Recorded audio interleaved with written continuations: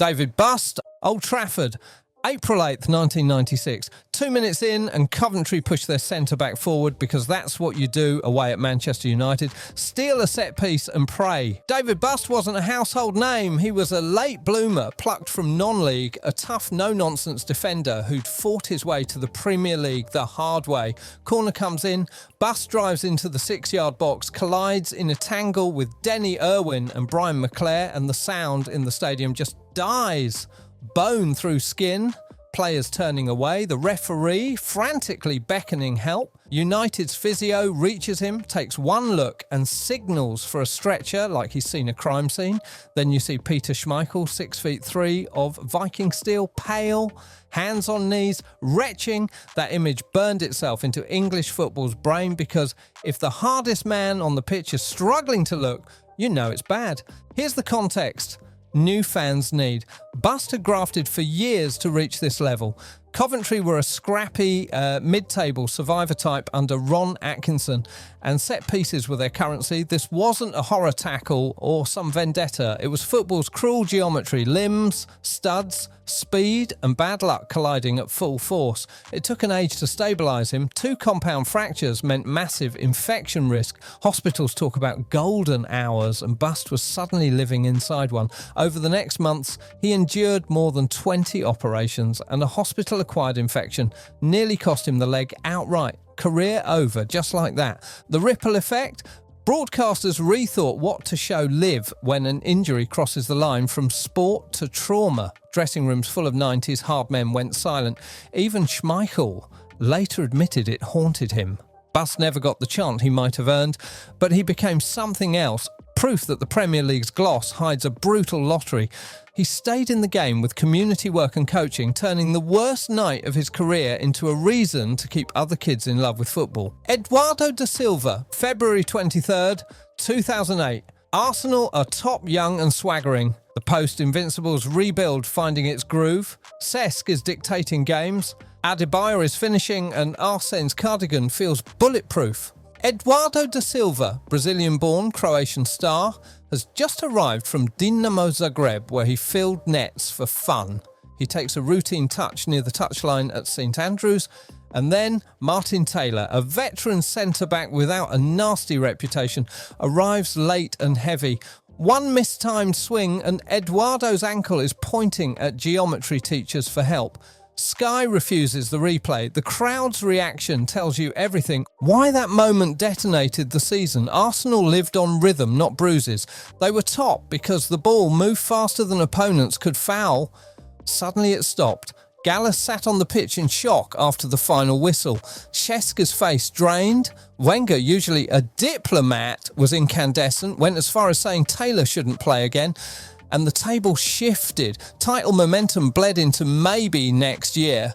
For Eduardo, the story was even harsher. This was supposed to be his leap from Croatian hero to Premier League star. Instead came surgeries, rehab, and the long crawl back to trust your body again.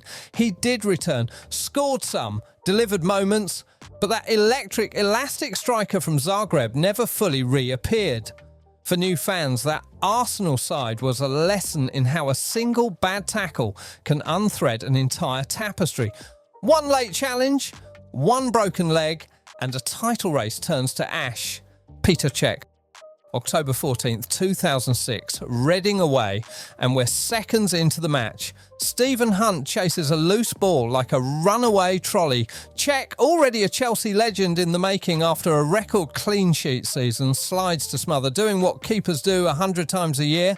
Hunt's knee smashes into skull, not a knock, an indent, a depressed fracture. Here's why this moment still echoes. Medical response time matters. Back then, access and protocols weren't as sharp as today. Jose Mourinho fumed about the delay getting Čech safely off the pitch. In hospital, surgeons worked because minutes now measured the gap between horrific injury and catastrophe. Same game, Carlo Cudicini is later knocked out cold, and John Terry ends up in goal. Absurd dark comedy on an afternoon that nearly became a tragedy. The helmet wasn't a gimmick. Doctors warned that one more big hit could be life-altering. He wore it for the rest of his career and kept collecting clean sheets.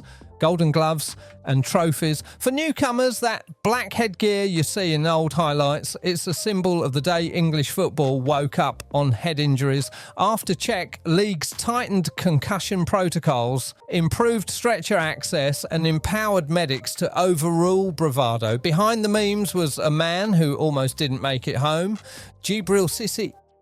Edward Park, October 2004. Liverpool's new speedster from Auxerre, neon boots, turbo pace, celebrations like a music video, goes to chase a long ball, his studs stick, the turf grips, and his shin bows the wrong way. Silent sirens. Rafa Benitez, brand new to England, watches his marquee striker disappear behind a medical screen. Months of rehab follow.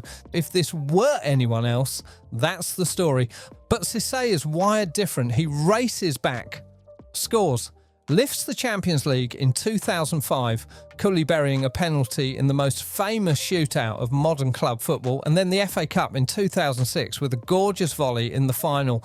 Swagger restored, right? Fate waits until a meaningless warm-up friendly. France versus China just before the 2006 World Cup. A routine nudge, a sickening crack.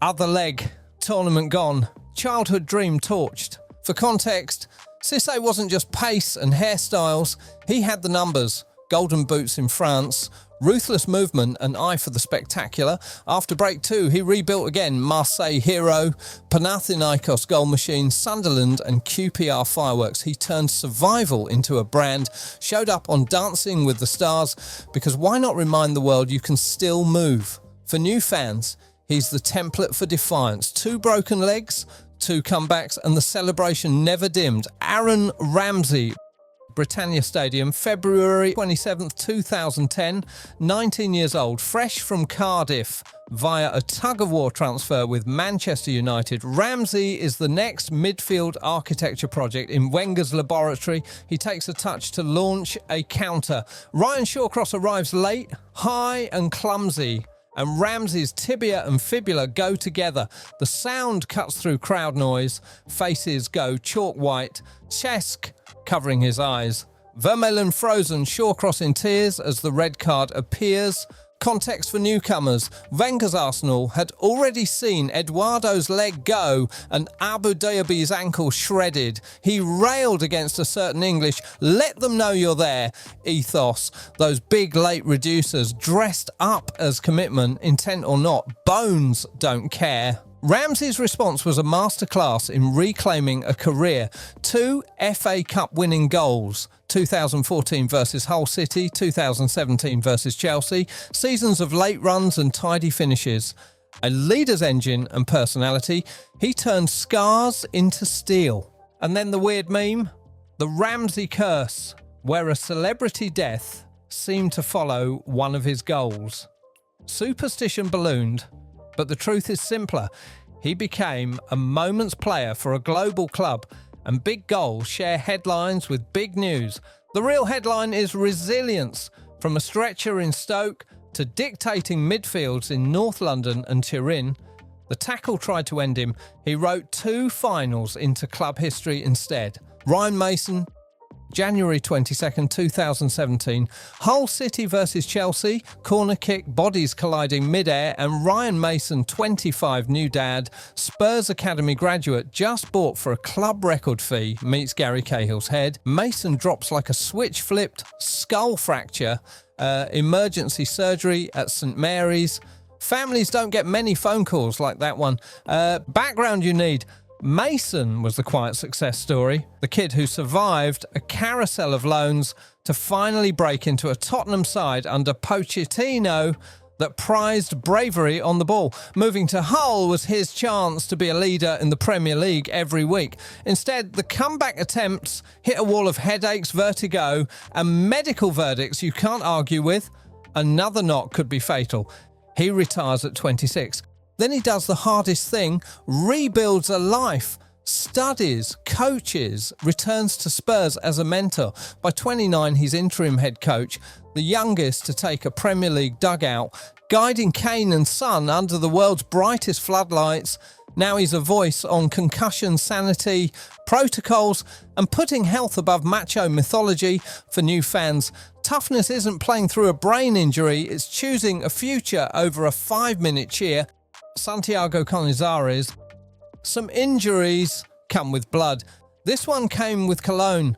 Spain's starter for the 2002 World Cup, Cañizares of Valencia, razor reflex shot stopper with bleach blonde spikes, drops a glass bottle in his bathroom, it shatters a shard, slices a tendon in his foot, and the tournament vanishes before the team bus leaves. It sounds like a late night radio hoax until doctors confirm it.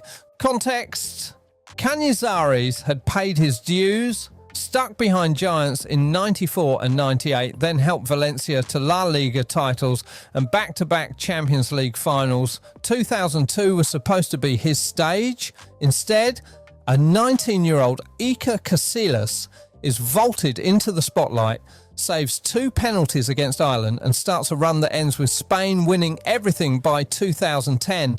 Cañizares wasn't a meme, he was elite, but football script flipped on a bathroom floor. For new fans, this is the lesson that injuries aren't always thunderclaps.